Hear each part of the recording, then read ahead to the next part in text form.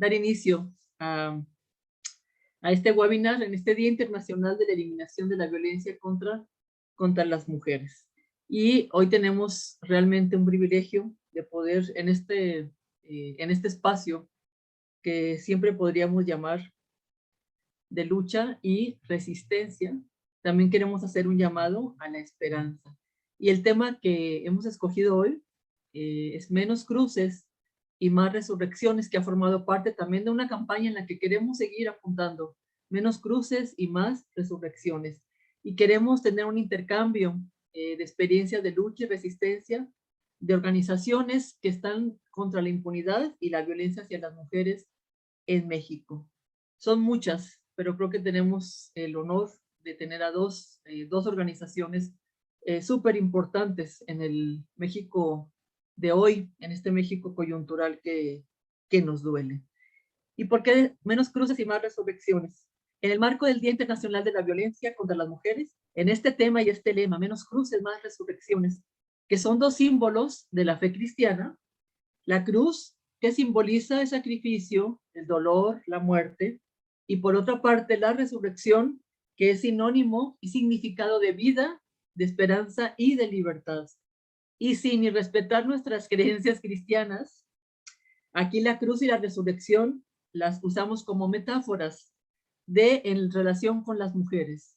En este día tan significativo en torno al Día de la Eliminación de la Violencia contra las Mujeres, porque ya hay miles, ya hay millones de cruces que dan cuenta del horror y de la maldad que impera en nuestro país hacia las mujeres, hacia las jóvenes, hacia las niñas. Y también integramos en este momento, por el espacio de esta lucha y resistencia, aquellas mujeres que luchan por otros y por otras. Y ante la sentencia que se nos ha dicho a las mujeres coloquialmente, bueno, pues aguanta tu dolor, porque es la cruz que te tocó llevar. Hoy decimos no. Esta cruz no la queremos cargar. Y es en este sentido, queridas amigas, compañeras y compañeros de amigos, que apuntamos hacia las luchas y las resistencias de las mujeres, de organizaciones de mujeres, de grupos de mujeres, de alianzas de mujeres, de redes de mujeres, que ante la muerte quieren ir más allá de la violencia. Y a esto es lo que llamamos resurrecciones. No queremos que la muerte tenga la última palabra.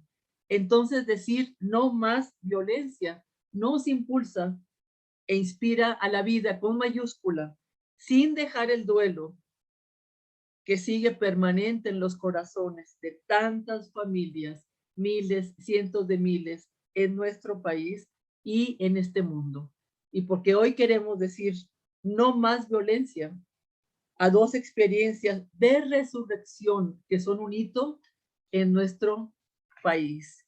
Y me permito presentar a nuestras dos panelistas, que les agradezco de todo corazón que estén con nosotras en este día, en este espacio.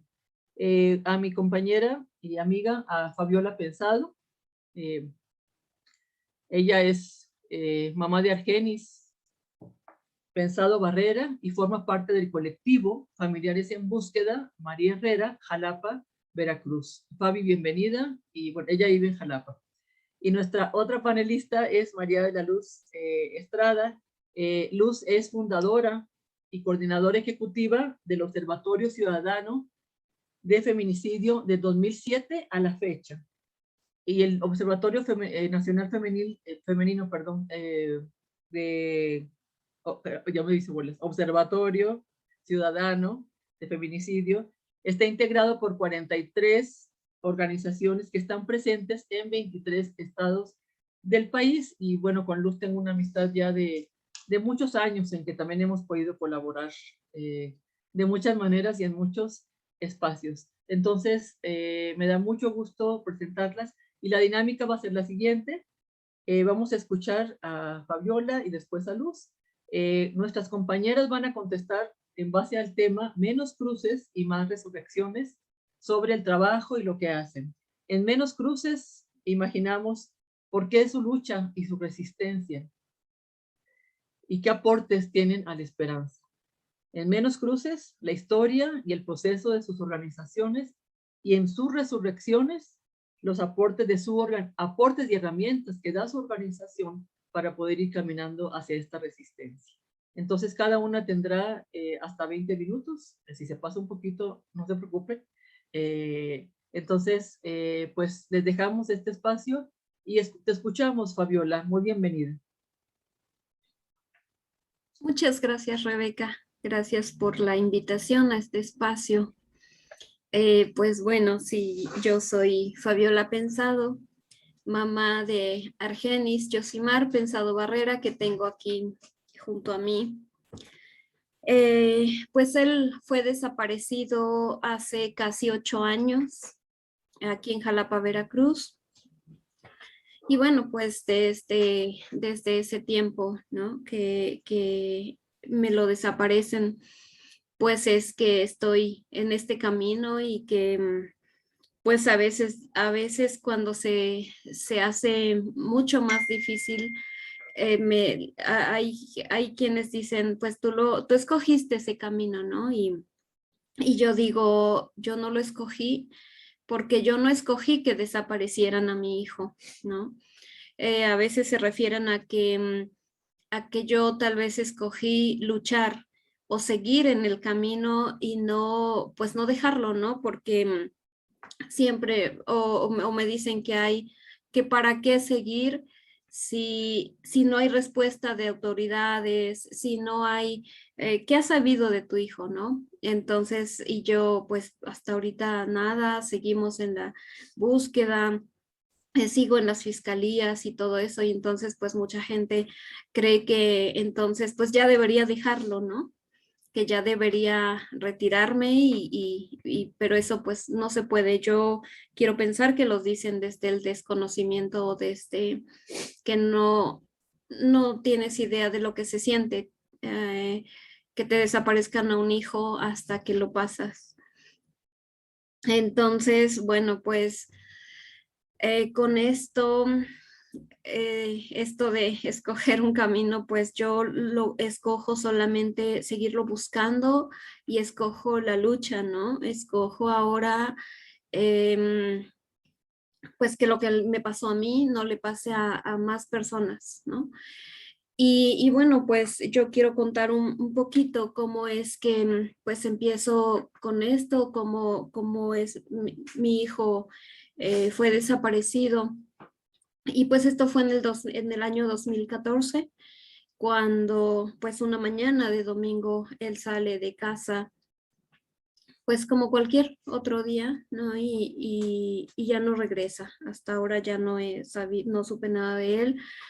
Él pues o siempre fue un niño. Yo le digo, uno les dice a sus hijos niños, ¿no? Aunque sean grandes. Él tenía 20 años cuando él sale de casa. Siempre fue muy casero, muy tranquilo, muy conmigo, ¿no? Siempre fue muy cariñoso y eh, siempre pasamos etapas normales de, eh, de adolescencia, por ejemplo, pero bueno, entonces él tenía 20 años cuando pues pasa esto.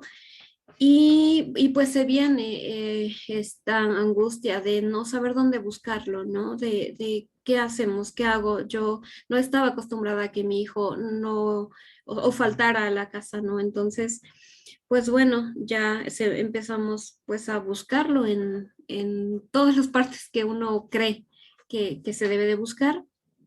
Y después viene pues la decisión, ¿no?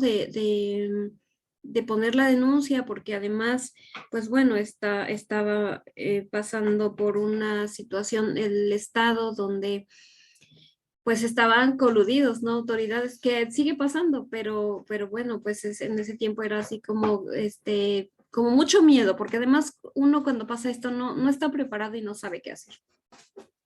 Entonces, bueno, pues puse la denuncia y empecé a buscarlo así, ¿no? En los ministerios públicos, mucha revictimización por parte en las fiscalías, ¿no?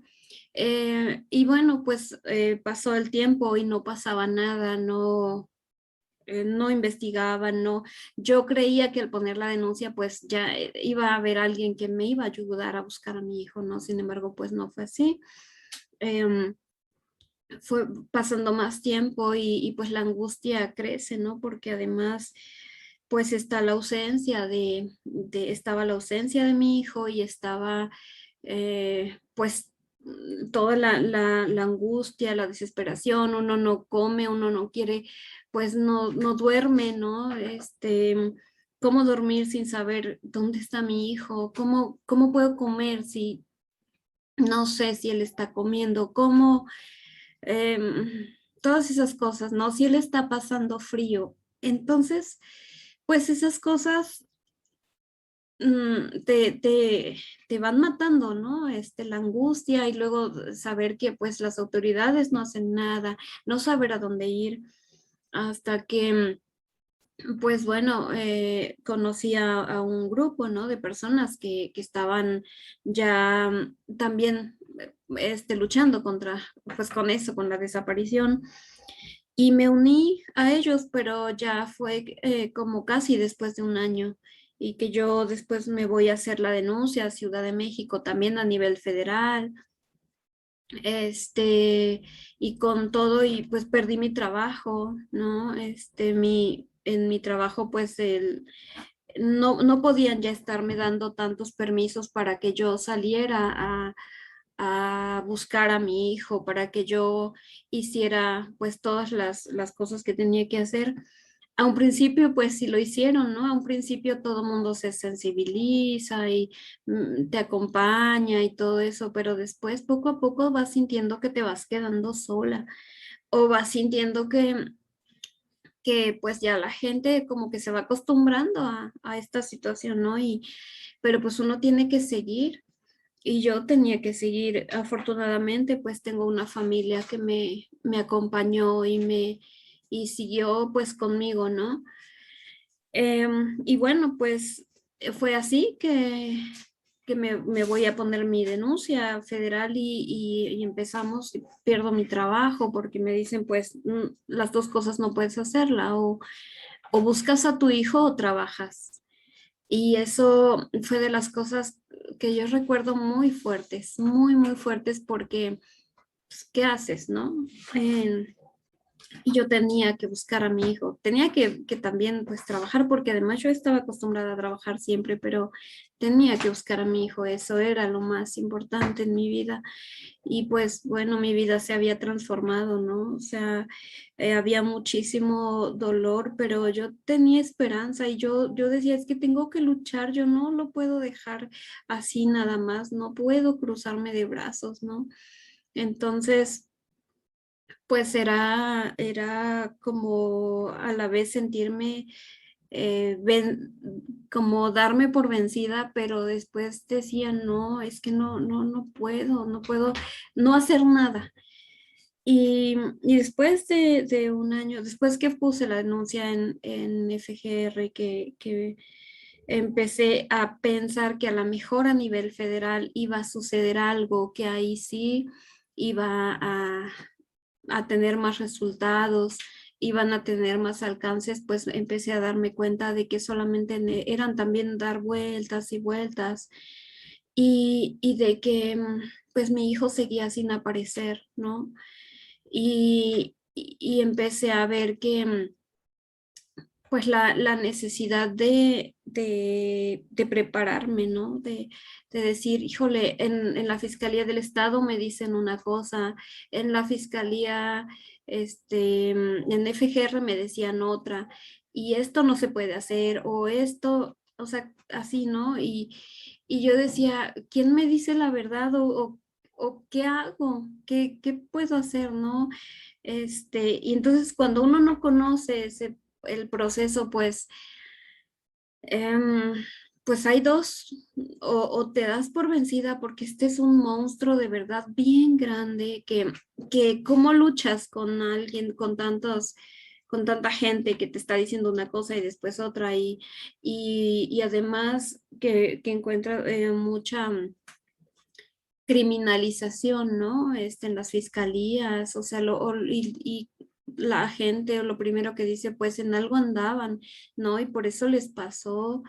Y entonces yo me acuerdo que algún investigador me decía, no, no, ni se preocupe, yo he sabido de casos de muchachos que traen 3, 4 celulares y andan por ahí, pero no se quieren comunicar con su familia, ¿no?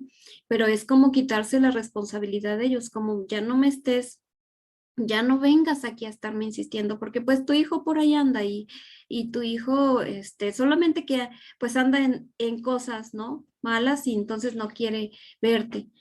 Y entonces yo luchaba con eso porque yo decía, a ver, yo conozco a mi hijo, ¿no? Yo sé quién es mi hijo y, y no, yo no podía aceptar eso porque además, pues cada quien conoce, las madres conocemos, ¿no? A nuestros hijos y sabemos lo que son capaces y lo que de plano, pues no va con él, o sea, ¿no? Además, pues yo siempre tuve una relación muy cercana con él, muy, em, pues así, ¿no? Éramos como nuestras pláticas y siempre entonces pues era una lucha, ¿no? Y bueno, pues el dolor no se va, ¿no? Sigue, o sea, aumenta y la angustia, y entonces, ¿qué voy a hacer? Y se pasa por muchas etapas, yo pasaba por mucho dolor, por mucha angustia, por mucha tristeza, pero también pasaba por coraje, ¿no? A veces me daba, o sea, mucho coraje y decía, ya no sabía ni con quién, este, depresión, enfermedades, o sea, el cuerpo se va enfermando, las emociones causan enfermedades físicas y yo me estaba enfermando mucho. Me acuerdo que mi mamá, pues en ese tiempo vivía mi mamá, ¿no? Y mi mamá pues era la que pues batallaba mucho porque pues era de tratar ella como de sacarme adelante, ¿no? Y de llevarme al médico y de todas esas cosas que yo decía pues es esa causa, ¿no? De mi hijo y de toda la desesperación de no tenerlo.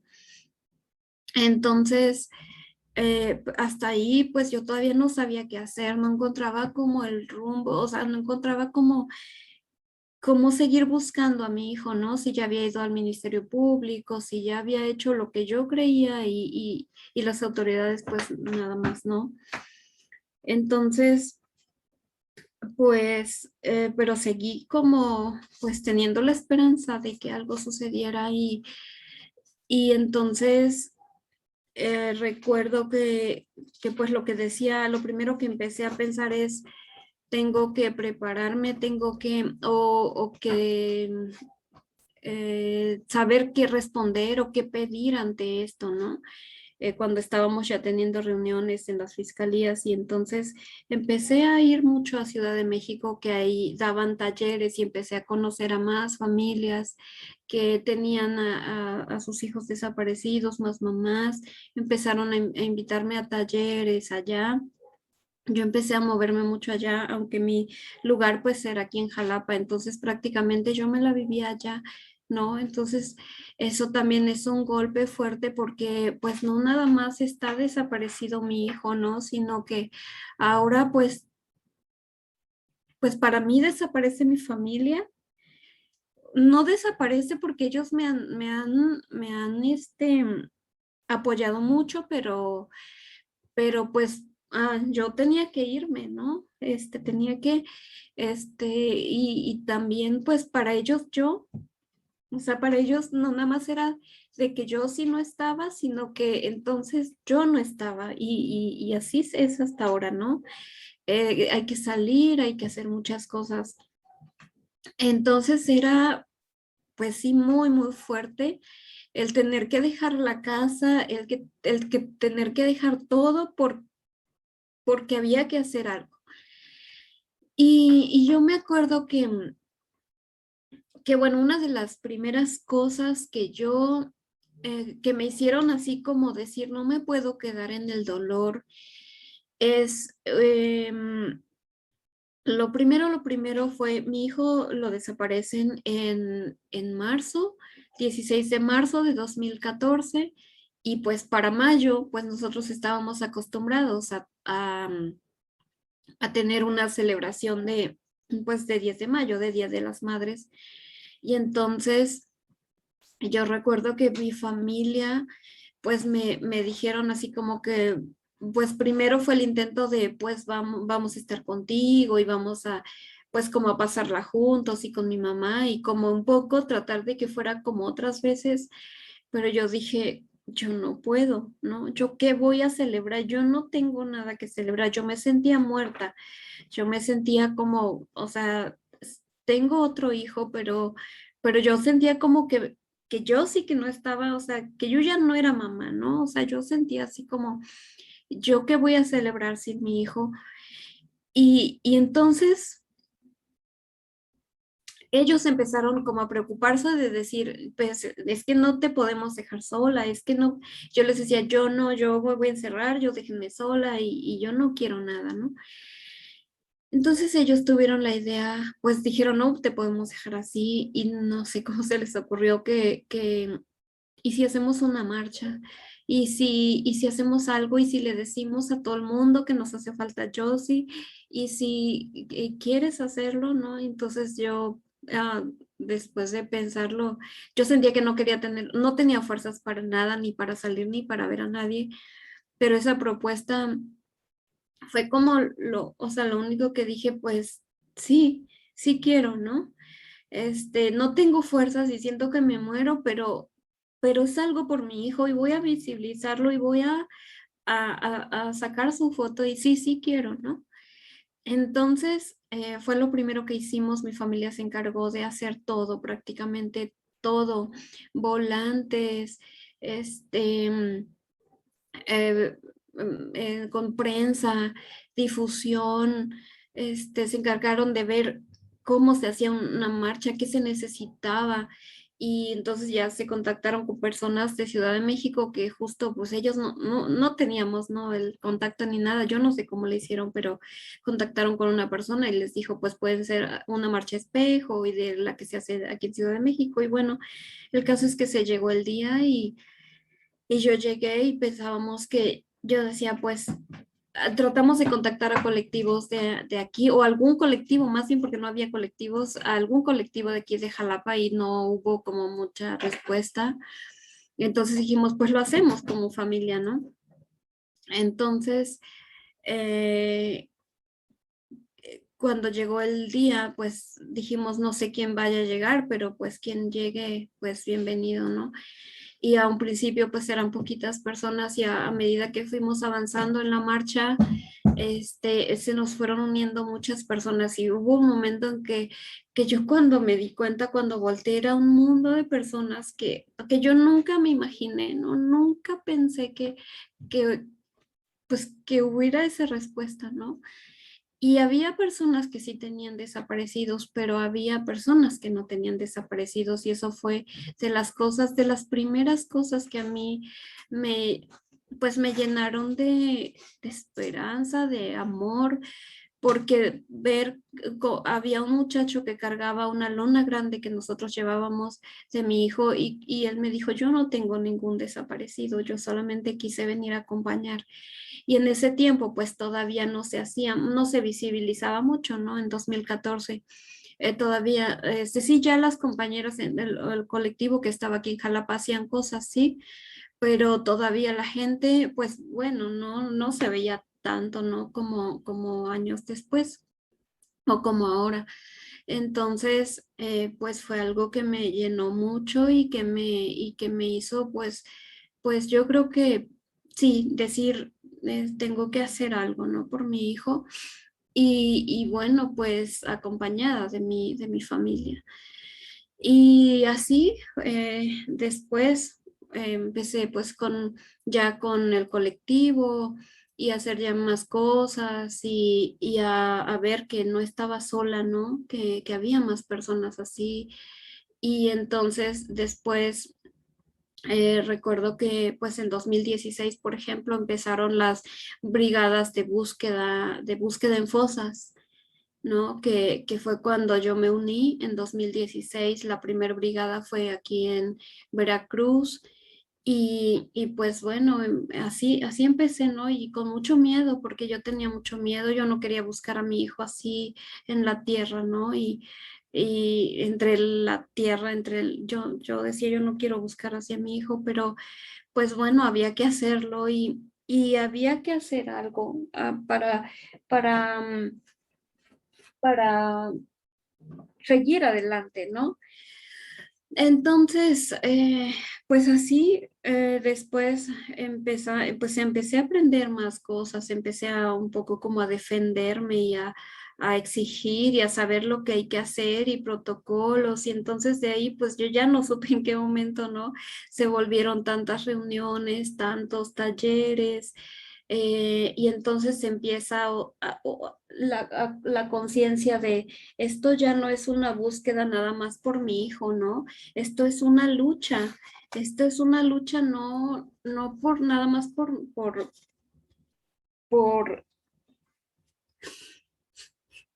lo que me pasa a mí, sino por todos, porque además estaba viendo más desapariciones y más, y esto iba creciendo. Y, y entonces había más personas que necesitaban además también pues, que se les ayudara, ¿no? Y si uno no sabe cómo, pues si uno ya se va preparando o va más o menos abriéndose puertas, pues hay que abrirlas a los demás, hay que abrirlas a los que vienen, ¿no? O sea, empieza esa conciencia de decir, pues no se puede quedar el dolor así, no, es un dolor muy grande y muy fuerte y entonces empecé a decir, pues por algo me pasa y entonces pues tengo que hacer algo, ¿no? Y, y así pues poco a poco de repente el miedo, se van haciendo más cosas, aunque yo escucho que mucha gente dice, yo ya perdí el miedo y yo siempre sigo diciendo, yo no he perdido el miedo, yo sigo teniendo mucho miedo, pero el miedo ahora no me paraliza. El miedo ahora solamente me hace tener como más precaución o más, o prepararme un poco o pensar las cosas antes de hacerlas, pero hacerlas, ¿no? Aunque sea con miedo y con todo, porque ahora pues los buscamos con vida, ¿no? Vamos a cárceles de diferentes lugares del país, en CEMEFOS, en, en, en psiquiátricos. Es muy fuerte esas búsquedas, de verdad que em, es muy fuerte tener que hablarles a los internos, qué se les dice, cómo se les habla, ¿no? Pues también en estas, por ejemplo, en las brigadas cuando hemos participado, pues es hablarle, ah, se unieron las iglesias, ¿no? Se unieron las iglesias y eso ha sido muy esperanzador porque era algo que esa parte que teníamos que no se querían unir, ¿no? Que no. Yo me acuerdo una vez que se enojaron mucho porque pusimos fotos en una iglesia de aquí de Jalapa, se enojaron mucho porque pusimos fotos de nuestros desaparecidos ahí fuera de la iglesia y pues estaban como estorbando, ¿no? En la entrada. Y eso es muy triste, pero ahora que he ido pues a las brigadas y que brigadas de búsqueda y que veo y que las iglesias es un eje importante y que nos han ido abriendo puertas y que nos van acompañando pues en lo espiritual y también pues como en lo que pueden, ¿no? Hasta económicamente a veces con algunos alimentos, entonces, bueno, esas cosas que nosotros vamos pues haciendo como juntos, ¿no? Vamos logrando hacer juntos con la sociedad, ir como sensibilizando y hemos pues hecho mucho camino, hemos participado en leyes. Yo me acuerdo cuando estábamos haciendo pues para que saliera la ley de Veracruz, primero fue la ley general de desaparición forzada y cometida por particulares. Este, pero después había que adaptarla, ¿no? A los estados y entonces fue un trabajo bien grande que las familias tuvimos que hacer y pues ahí estaba, ¿no? Pensando en que a lo mejor esa ley, pues no, tal vez a los que son de larga data como nosotros, o sea, que tenemos ya mucho tiempo, no nos daba como muchos, pues las leyes no son retroactivas, ¿no? Entonces, pues más bien era como que tener herramientas para los que vienen. Claro que para también a nosotros, ¿no? Para nuestras búsquedas, pero era como pensar también en los que vienen, ¿no? En los nuevos. Entonces, pues era decir, cuando yo llegué ya había una ley de víctimas, por ejemplo, que alguien se sentó, que alguien se desveló, que alguien, entonces ahora, ¿por qué no voy a hacer algo yo por esta ley de desaparición? Y tengo que hacerlo, ¿no? Y era mucho trabajo, pero pues es como ir tomando conciencia de que hay que hacer cosas, de que no se puede uno quedar en el dolor. eh, de que, de que no, pues el dolor, el sufrimiento, hay que transformarlo, ¿no?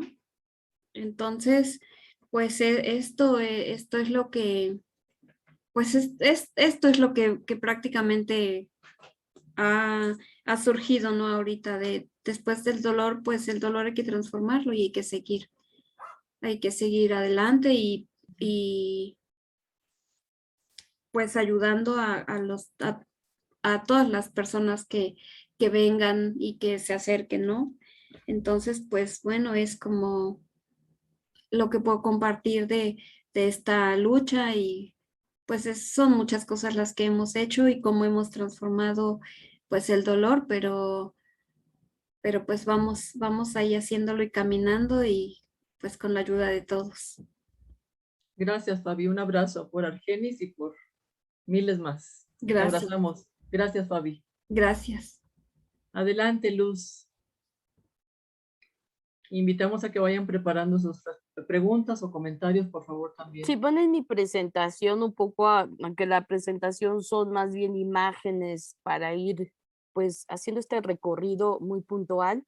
Yo agradezco a la Cátedra de Teología Feminista y al Ibero, así como a Rebeca Montemayor por la invitación a decir unas palabras en este marco de, como bien dice, del 25 de noviembre, Día Internacional de Erradicación de la Violencia contra las Mujeres. La que sigue, quiero decirles que mi compromiso como defensora de derechos humanos de las mujeres ha estado permeada por los diversos testimonios de vida de las mujeres, niñas, adolescentes, de abusos, de discriminación, pues que han sido objeto y que han anulado sus derechos fundamentales como es la vida. Y estamos en un terreno porque yo voy a hablar del feminicidio.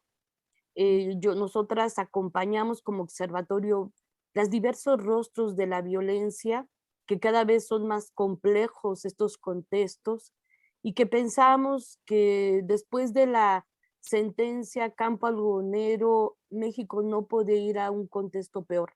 Y estamos en los peores momentos de esta violencia sistemática, donde a pesar de haber generado marcos normativos, políticas públicas, estas no están impactando favorablemente la vida de las mujeres. Han sido más de 15 años, específicamente una lucha por el acceso a la justicia que me ha tocado dar como defensora, pasar de la denuncia sobre lo que pasaba en Ciudad Juárez, a pasar a, a la propuesta. Pero esta propuesta ha venido cambiando. Era una propuesta donde nosotras hemos hecho diagnósticos, hemos visibilizado, pero cada vez esta propuesta se ha enriquecido con la vida y con los acompañamientos de los casos. Es realmente esta lucha se da acompañada con las víctimas para poder entender estos diversos contextos. De lo contrario, no se podría entender, porque a veces cuando andamos en este caminar nos debemos de detener, de lo contrario, no vamos a poder generar propuestas que realmente transformen esta situación grave de violaciones a los derechos humanos de las mujeres. Yo quiero también comentarles que para entender, el por qué eh, nosotras en este caminar hemos más bien entendido lo complejo que es de construir o desmontar o cambiar una cultura machista. Una cultura machista, porque es uno de los principales factores de la violencia contra las mujeres. No es el único, pero es el principal factor. Y entonces entender por qué hemos hecho cosas, pero no logramos impactar, tiene que ver por lo enraizado de esta violencia que se naturaliza y que ya la Corte Interamericana de Derechos Humanos lo planteó en el caso Campo Algodonero. Y se habla de un contexto sistemático, cultural, enraizado en estas mentalidades, ¿no?, de desigualdad y discriminación contra las mujeres. Para esta intervención me permití, y pues para ustedes compartir el entender lo que ha permitido que esta situación de violaciones graves a los derechos humanos me pareció relevante por el tema de las cruces a la resurrección, retomar unas reflexiones de Ivonne Guevara sobre la cultura machista. Ella ha planteado, y me parece en eso clave para entender esto, ella planteó que la cultura machista nos ha dañado al no considerar a las mujeres como sujetas de derecho, considerando que cuando las mujeres no cumplen con el rol establecido, ¿sí?, o el rol del deber ser, lo que debe ser una buena mujer, se colocan en el territorio del mal. Y esto es muy importante entenderlo cuando oímos autoridades que dicen, es que ella se lo buscó, es que ella es responsable de la violencia contra las mujeres, es que ella perdió el pudor, es que ella andaba en la noche. Entonces, cuando escuchamos esta culpabilización de la propia violencia de las mujeres, debemos de ubicar de dónde viene, dónde está encriptado este pensamiento que no nos está ayudando a poder cambiar, a transformar las relaciones de respeto entre hombres y mujeres. Y dice Ivonne Guevara que esta cultura patriarcal nos ha robado el contacto con nosotras mismas, a tal grado que la desigualdad se sostiene a través de lo que ella llamó el rostro oculto del mal, que se manifiesta principalmente en el mal de no entender, expresado en el desprecio que la sociedad, del desprecio de la sociedad cuando las mujeres tienen las cualidades, ¿sí?, no tienen las cualidades para hacerse cargo de lo que supone deben, y que es el cuidado y la responsabilidad en relación a los niños, a las niñas, a los enfermos y a las ancianas. ¿Y cuántas veces hemos escuchado cuando se dijo, cuando estaba esta violencia, decir es que el problema es que las mujeres cuando salieron de sus hogares a trabajar fueron las que al no cuidar a sus familias generaron estos contextos, pérdidas de valores, estos contextos que están poniendo en riesgo a las familias porque las mujeres no los están cuidando. Y esto es muy grave porque es no seguir concibiendo a las mujeres solo para servir, solo para ya un destino, el que las mujeres tienen que estar solo en ciertas tareas para poder entender que eso sigue siendo ese pensamiento machista que reduce a las mujeres a tener un sartén en las manos, al considerarlas que no tienen más capacidad más que estar en el servicio. También ella misma nos dice que el mal de no poder, expresado en la poca valoración que hay al cuerpo de las mujeres. Siempre el cuerpo de las mujeres es objetivizado, es así considerarlo como el mal que ha traído a la sociedad, y el mal de no saber expresado en la pobre valoración de la opinión de las mujeres, de su conocimiento, y cómo sigue siendo castigada cuando las mujeres buscan saber más, cuando las mujeres están ansiosas de saber y tener más conocimiento. Y el mal de no valer, este elemento es el que sostiene la violencia contra las mujeres, expresado en el permiso que dan la sociedad para matarlas. ¿Por qué? Porque justifica las violencias. Y me acuerdo que cuando hicimos un estudio para entender, la misma población contestó que era porque algo malo habían hecho y por eso les había provocado un feminicidio. Y esto es muy terrible, que la propia sociedad legitime prácticas por considerar que algo hizo esa mujer, algo no hizo bien, ¿no? O no cumplió, y por eso se merece ser golpeada. Quiero decirles que ante esta visión de que las mujeres no cumplen con los deberes de subordinación como esposas, madres, hijas, se colocan en una situación de mayor vulneración, porque la sociedad genera mecanismos de control para someter a las mujeres, niñas y adolescentes, y se legitiman esas prácticas de violencia. Es decir, esta violencia es la manifestación extrema de las desigualdades históricas. No es un tema natural, es producto de esas relaciones culturales de abuso y de control, ¿no? Son esas relaciones de poder entre hombres y mujeres presentes en todas las sociedades a través de estas valoraciones socioculturales de la diferencia sexual que ha establecido la supremacía masculina sobre la femenina, originando una posición de desventaja para las mujeres que se traduce en menor acceso a recursos, oportunidades y toma de decisiones.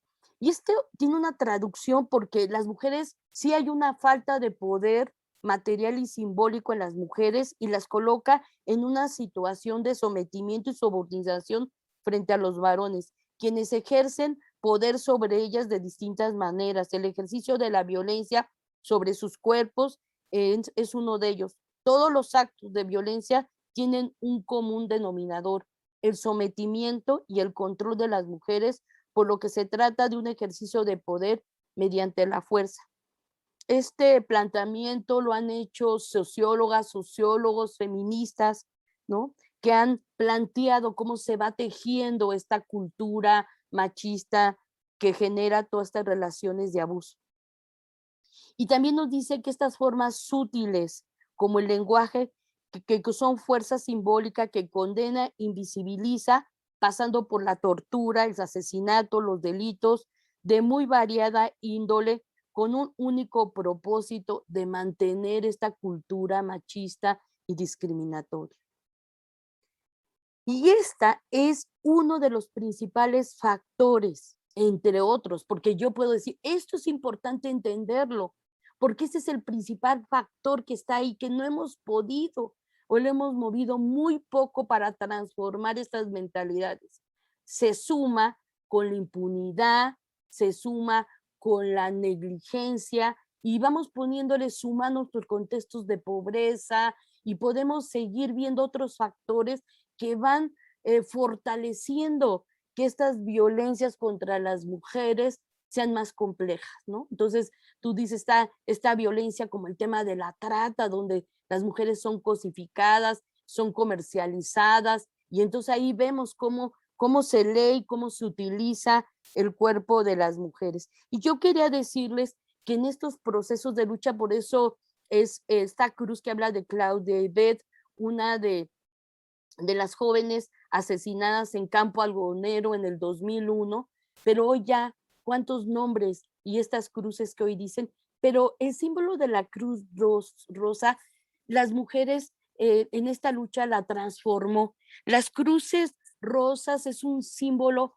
no de sacrificio, es un símbolo de la justicia, es un símbolo que tomaron y se tomaron como movimiento de mujeres, como movimiento feminista, el que las cruces es un símbolo para animar a las familias, a las víctimas, a no quedarnos calladas, a luchar por la verdad y la justicia y condenar estas violencias machistas. Entonces era quitar, pero es un símbolo muy fuerte que moviliza, que lo tenemos ahí, pero lo tenemos que bajar de este sentido de que las mujeres deben de aguantar todo y todo el sacrificio, aunque pierdan la dignidad y la vida.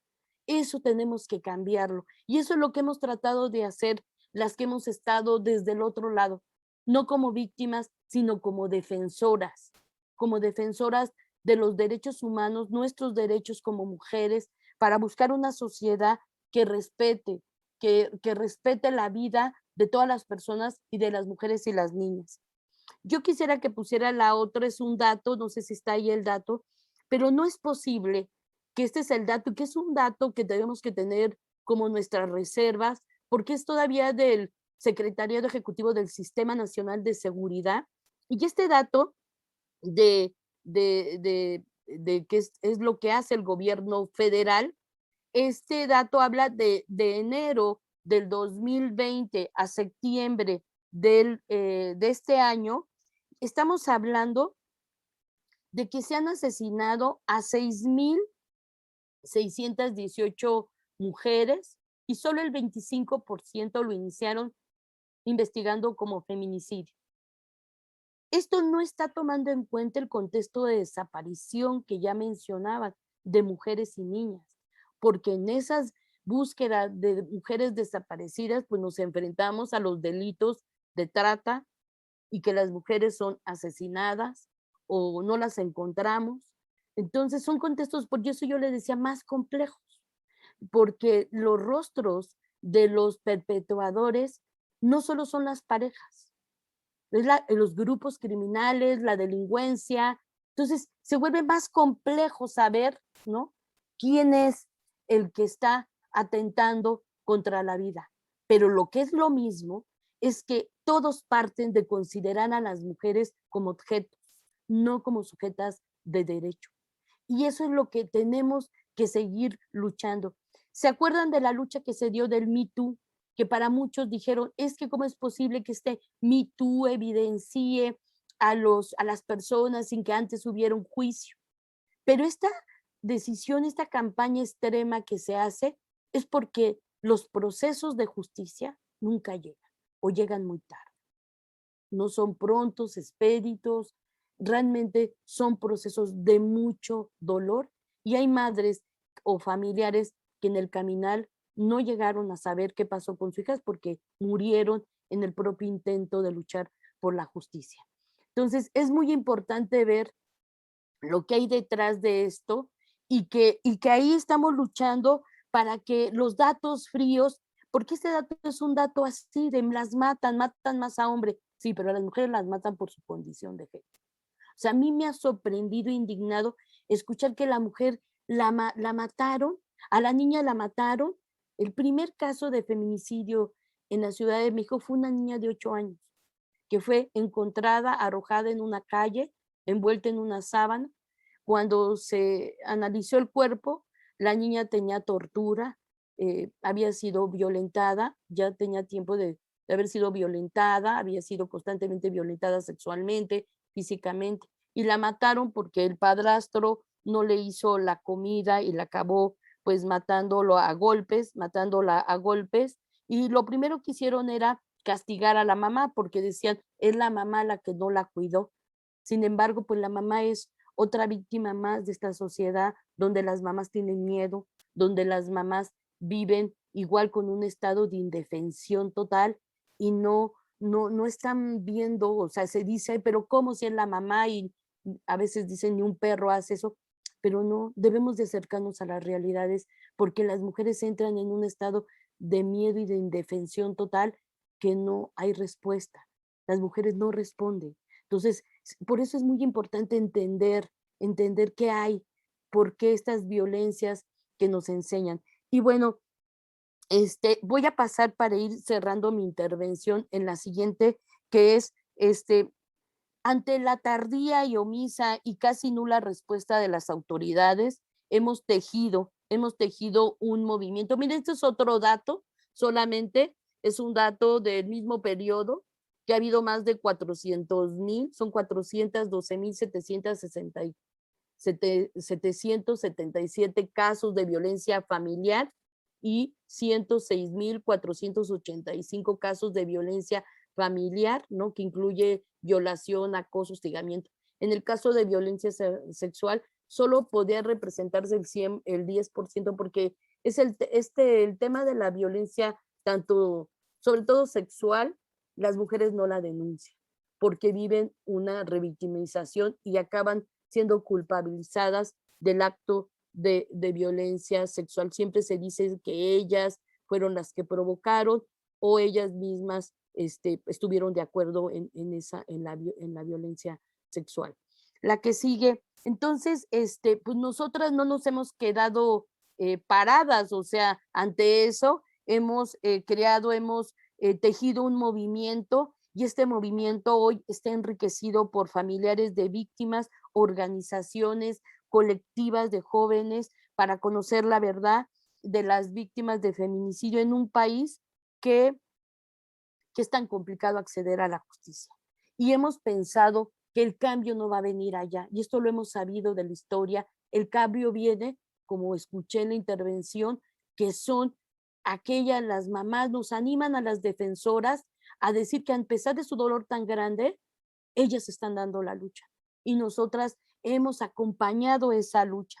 Hemos acompañado, nos hemos organizado para que las diferentes maneras podamos exigir, impulsar cambios culturales en las mentalidades, ¿no? Entonces, esto es importante en las mentalidades de una cultura machista que está imbricado así en la sociedad, y hemos trabajado para cambiar estos pensamientos, los denunciamos, ¿no?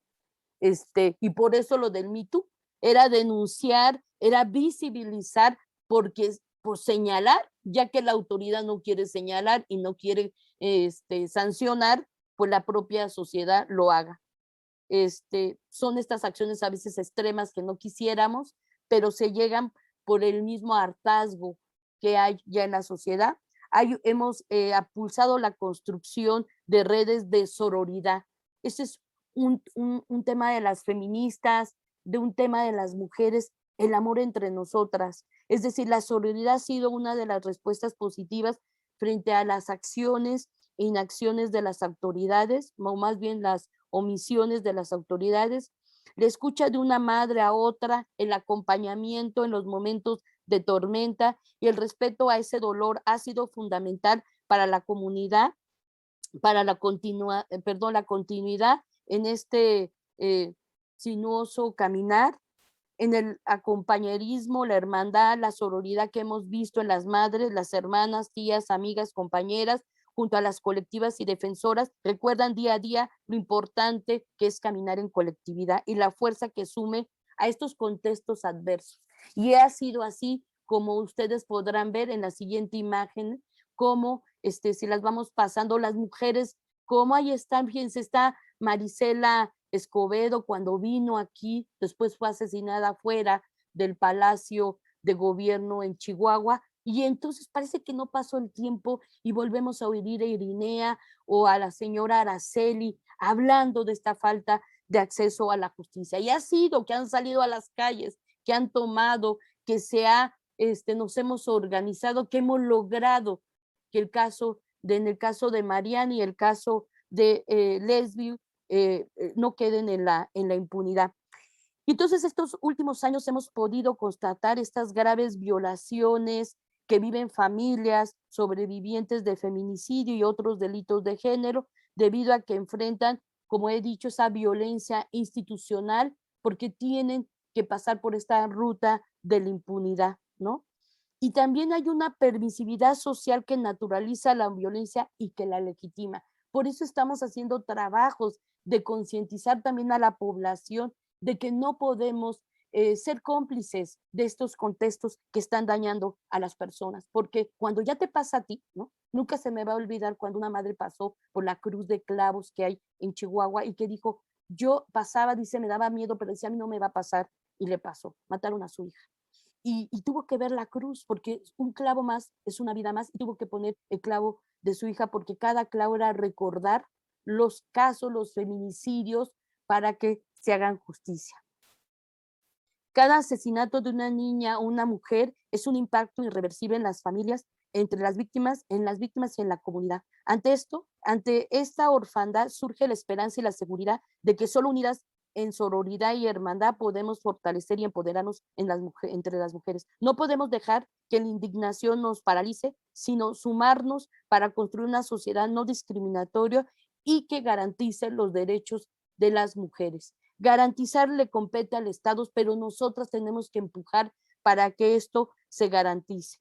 Por mi tiempo les quiero decir que para lograr esto, lo que ha hecho el Observatorio Ciudadano Nacional en 15 años de lucha que hemos dado interrumpida es hacer acciones para poder erradicar esta violencia. Hemos hecho las denuncias, hemos elaborado diagnósticos para visibilizar estas violencias, hemos monitoreado los contextos, hemos hecho incidencia política, mediática, hemos hecho propuestas, como dijo la señora, que el caso de propuestas legislativas, políticas públicas, que estén acorde a los estándares de mayor protección a las mujeres. Hemos generado un espacio de acompañamiento a mujeres víctimas de violencia feminicida, desde estrategias jurídicas para que los casos no queden en impunidad, hasta tejer acciones para resignificar la memoria de las mujeres víctimas de feminicidio, generando espacios de contención colectiva para que se fortalezcan de manera grupal y fomenten acciones culturales con las colectivas para que se expresan a través del arte y de otras maneras el cómo hemos visto. Hemos sido y peleado porque funcionen los mecanismos de protección como las declaratorias de alerta de género, 25 declaradas hasta ahorita en el país, visibilizando el contexto grave de los feminicidios. Y con esto termino. Frente a este contexto pues adverso en el que más de 10 mujeres, yo diría son 11 mujeres asesinadas diaria, y ante los fundamentalismos que buscan adueñarse de nuestras decisiones como mujeres, hemos sido testigos de lo que significa la transgresión de las mujeres víctimas a ser mujeres defensoras de los derechos de las mujeres. Y esa metamorfosis es una luz de esperanza que nos anima a seguir luchando por transformar. Entonces, esta lucha que hoy emprendimos y que hoy escuchando la intervención donde una madre nos relata cómo ha cambiado el dolor para seguir luchando y siendo ellas las que están haciendo propuestas legislativas, las que están excavando para encontrar. Esto nos muestra que nos toca a todas y a todos estar construyendo y contribuyendo para un cambio que el día 25 de noviembre podamos decir ni una más, ¿no? ¿No? Ni una mujer asesinada más. ¿Es cuánto? Gracias, Luz. Un abrazo. Y justo terminaste con la metamorfosis, porque eso es la resurrección, ¿verdad? La metamorfosis del sentido de la vida, de la lucha y de resistencia. Gracias, Luz. Gracias, Fabi. Y vamos a tener quizás unos 10 minutos. Invitamos a nuestra compañera Isabel Huerta, si nos puede compartir, Isa. Pueden ser saludos o quizás podemos saludos de las personas que nos están escuchando, Isa, gracias. Y primero los saludos y si hay alguna pregunta específica para nuestros compañeros. Hay varios saludos. Bueno, adelante, Isa. Dice de parte del Facebook, saludos, envía María Elena López de Ciudad de México, Olivia Torres, Patricia Torres Hernández desde Veracruz, Griselda Martínez de Río Grande do Sul, Brasil, Javier Ulloa del Seminario Bautista de Ciudad de México y Eduardo Arturo Carrasco. Estos fueron como los comentarios. Del Ran Malú dice que a Fabi, abrazos en la distancia. Y Patricia Torres Hernández le dice a Fabi que tus lágrimas hagan florecer la esperanza y la solidaridad. Te mando un fuerte abrazo.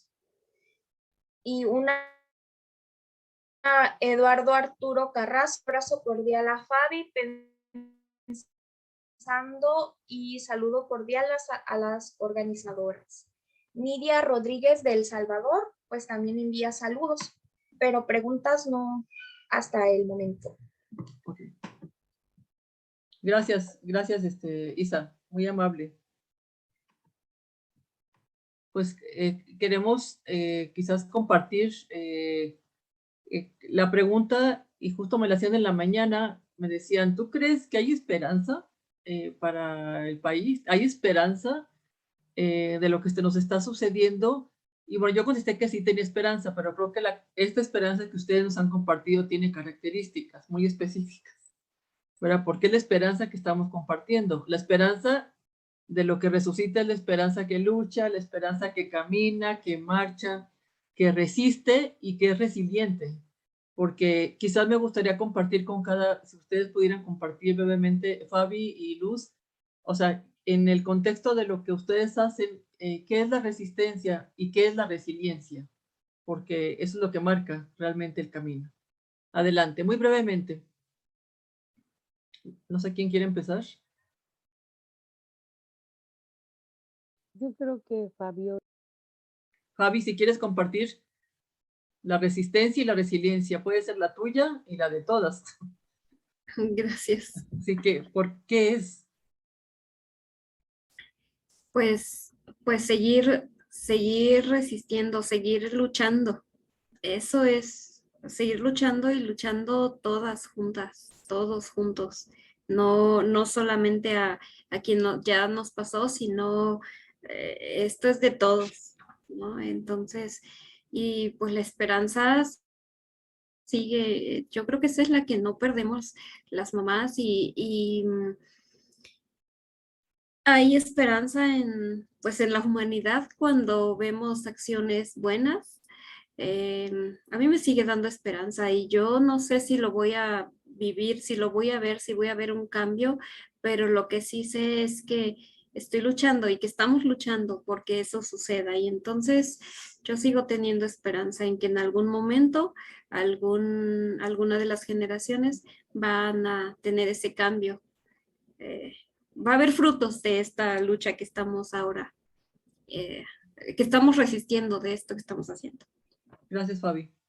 Luz. Sí, mira, primero decir que pues como defensoras tienes momentos de desesperanza porque realmente haces muchas cosas y no ves que vaya, al contrario, ves más gravedad. Pero esa es una visión muy negativa de lo que es, de lo que es entender y precisamente por el concepto de resistencia y resiliencia. ¿Por qué lo digo esto? Porque yo vi y me tocó ver que en unos estados las familias ya no luchan.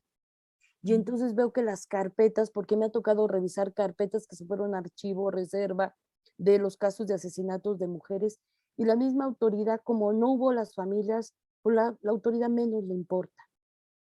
Pero a nosotras sí nos importa. Y entonces, porque nos importa que esto que hemos luchado para que no se vuelva a repetir, porque luchamos para la no repetición. Y hemos luchado precisamente que el tema de reparación del daño es luchar porque no se vuelva a repetir.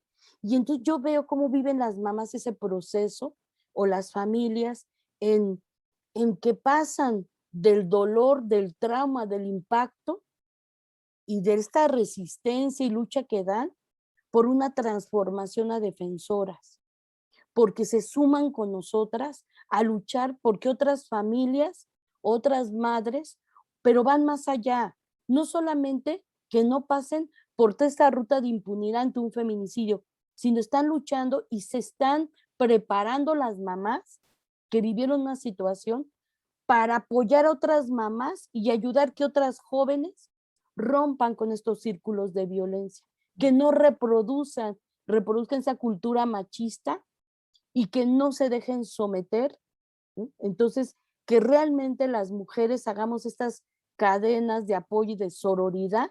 Y es esto lo que nos ha animado, Rebeca, a seguir luchando, porque eso debemos tener claro. Los cambios no van a ser rápidos, son lentos, pero mucho menos si no hay una sociedad que empuje, que denuncie y que haga propuestas. Y eso nos toca a la sociedad para que el Estado esté obligado a garantizar una vida libre de violencia. Muchas gracias, Luz. Sí, nos preguntaban aquí en el chat si hay una, desde Puerto Rico, o sea, en el trabajo que se hace en las organizaciones, bueno, en las redes de búsqueda y en observatorio, todo lo que se hace con perspectiva de género. Pues El en el trabajo que caso, no sé si quiere Fabiola y después, pero si quieres, mira, nosotras, el observatorio somos un movimiento de mujeres feministas, defensoras de derechos de las mujeres. Hemos también tratado de trabajar con colectivas y hoy haciendo un trabajo, a lo mejor no me ha tocado con Fabiola, pero trabajar también con colectivos de desaparecidos para que esté la perspectiva de género, porque una desaparición de una mujer es diferente a una desaparición de un hombre, porque por lo regular está nuestra condición del hecho de ser mujeres y hay que analizar qué factores están poniendo en riesgo a las mujeres y esto no hace menos, ¿no? Lo que es cómo nos juntamos para buscar que hombres y mujeres pues no estén en esa situación de desventaja o estos contextos graves de violencia, pero sí trabajamos nuestro enfoque, es un enfoque no solo con perspectiva de género y derechos humanos, sino también diferenciado, ¿no? Una perspectiva interseccional que de repente digo, ay, es una mora, pero no, no es lo mismo una niña que es violentada a una adulta y tenemos que generar las políticas adecuadas a los diversos contextos y realidades de las mujeres. Gracias, Luz.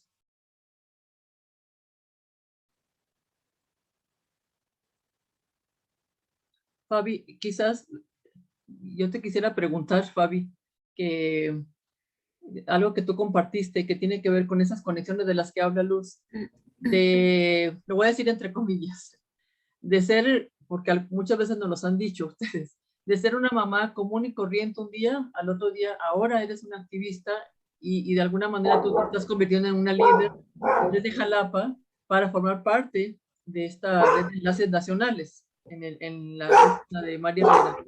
O sea, sabemos cuál es el detonante, porque lo dijiste, buscar a Genis. O sea, tu hijo y el hijo de todas, a los que están buscando. Entonces, ¿cómo fue el cambio para ti de visibilizarte y ser protagonista de una lucha desde tu dolor y ahora estar en estos foros?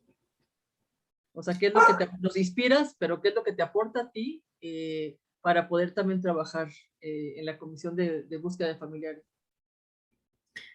Pues es un cambio muy fuerte, ¿no? Que es como si fuéramos otra persona. Yo me siento como si fuera otra persona. Yo no soy la persona que era antes. No soy la mamá de Argenis, Josimar, que era antes, ¿no?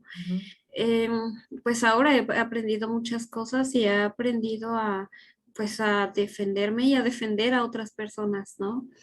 En esto de acompañar casos, pues tiene uno que también pues plantarse ante autoridades y decir, no, sí me estás atendiendo a mí, pero necesito que lo atiendas a ella, ¿no?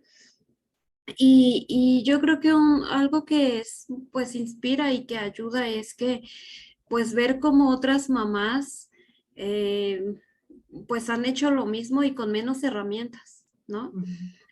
Yo recuerdo una de las primeras personas en las que yo me inspiraba, pues era doña María Herrera, ¿no? Ver cómo ella con sus 4 hijos desaparecidos y que tenía más edad que yo, ella seguía y hacía muchas cosas, bueno, sigue, ¿no? Pero entonces yo cuando sentía que ya no podía decía, pero si ella puede, pues yo tengo que poder también, ¿no? Entonces eso pues nos va ayudando a nosotras, además de que también se van cambiando cosas en la vida, para poder seguir, porque entonces después de que uno dice, yo ya no duermo, no como, ahora dicen, hemos tomado talleres de autocuidado también, ¿no? Para seguir adelante, para decir, es que si no como, ¿quién va a buscar a mi hijo? Y no nada más a mi hijo, ¿quién va a seguir con la lucha? Y así como irnos cambiando eh, cosas en nuestra vida para seguir adelante en la lucha, porque hemos comprendido que si no lo buscamos nosotros o que si no lo hacemos nosotros, pues las autoridades no lo van a hacer.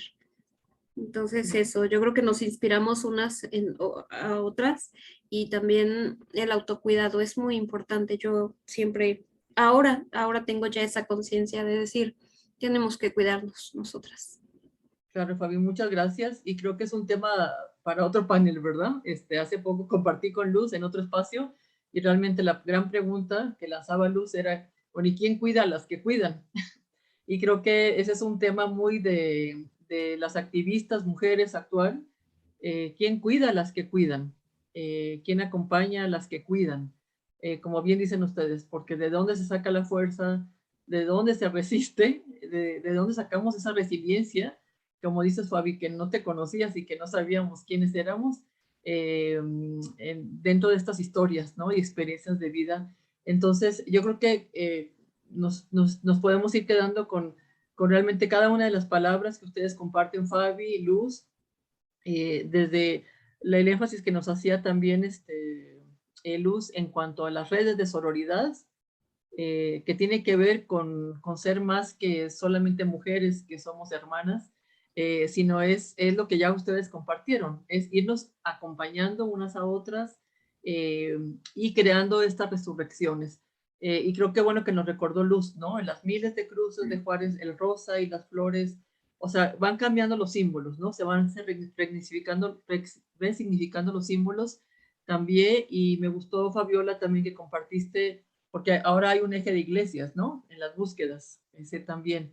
Entonces, también invitar a todos y a todas los que pertenecemos a iglesias, a cualquier espiritualidad, a que se unan a las brigadas de búsqueda de familiares de desaparecidos, porque hay todo no sé si tienes a la mano, Fabi, bueno, se los podemos pasar, porque es la red de enlaces nacionales que ustedes pueden buscar en la página web, y después ahí Sí. también está el colectivo Familiares Mari Herrera por los desaparecidos.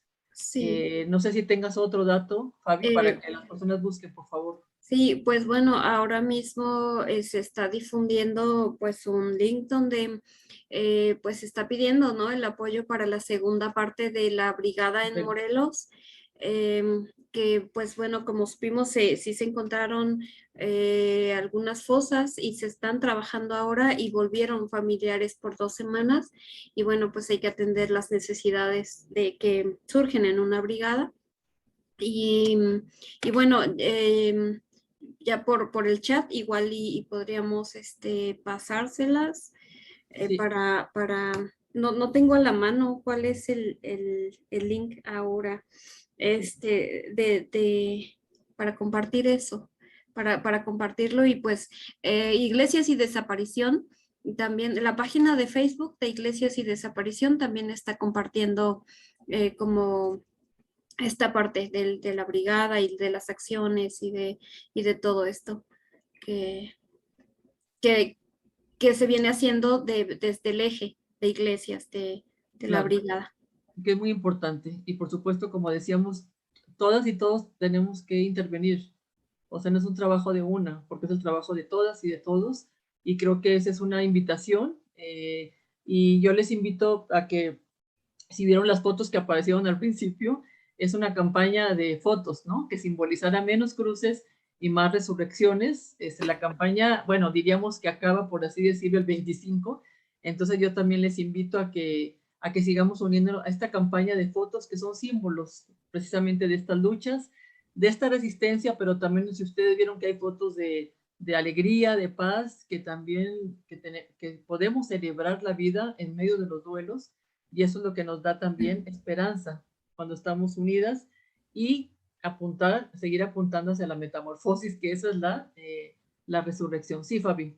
Nada más algo así muy, muy breve que quisiera compartir, que justo cuando a veces luchamos, ¿no? Y sentimos que ya no ya no tenemos como el fe en las autoridades o en este sistema, nos ha fortalecido muchísimo el saber que pues Dios no nos falla, ¿no? Y yo creo que a las mamás eso es lo que nos levanta, lo que nos anima y lo que nos da esperanza, saber que Dios es un Dios bueno y que ahí está.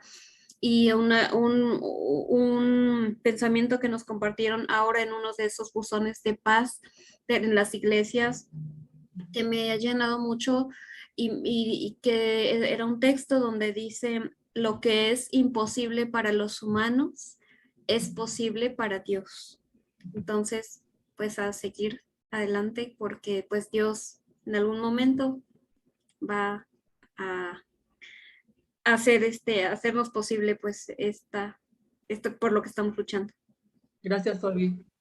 Nos quedamos con este Dios, ¿verdad? Esta divinidad, la sabiduría, la Ruah, como le llamemos, pero creo que es algo que nos inspira, o sea, porque es algo que va más allá de nuestro entendimiento humano. Exactamente. Alguien más está por nosotras. Y creo que eso lo sabemos y les acompañamos y nos inspiran.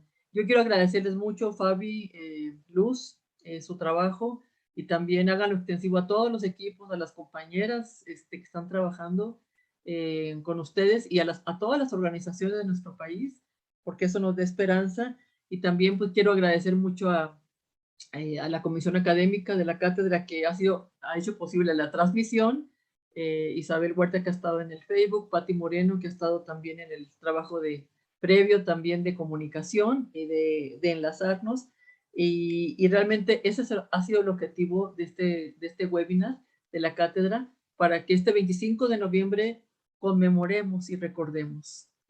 Quizás hay que celebrar los avances, pero hay mucho camino todavía por recorrer, y les invitamos a que también, no va a ser la última vez que estén con nosotras, pues podamos seguir acompañándonos en todas las actividades de la Cátedra de Teología Feminista, y compartiremos quizás los enlaces o los links para que si hay otras preguntas, Fabi, Luz, pues puedan también comunicarse con ustedes. Quiero dar las gracias a todas las compañeras, compañeros, amigos y amigas que han estado en el Facebook por sus comentarios. Un saludo a todos los países o lugares de donde nos han escrito, y les agradecemos mucho este espacio, y nos abrazamos y confiamos en que pronto podamos vernos en algún lugar en vivo. Pero bueno, qué bueno que tenemos la tecnología. Fabi, un abrazo. Luz, muchas gracias y buenas tardes. Gracias. Gracias. Gracias, hasta luego. Nada más aquí les dejo en el chat lo de la brigada, los datos, ya me los pasaron. Gracias, sí, se los mandé. Gracias, Isa. Y Para aquí ayudar en la brigada de Morelos, por favor, ya les pasamos ahí en el chat. Gracias. Ajá, también lo vamos a poner en Facebook. Ok, gracias. Eso es por PayPal, ¿no? Entonces, pues se los damos. Bueno, buenas tardes y muchas gracias. Hasta luego. Gracias. Hasta luego. Hasta luego. Muchas gracias a ustedes.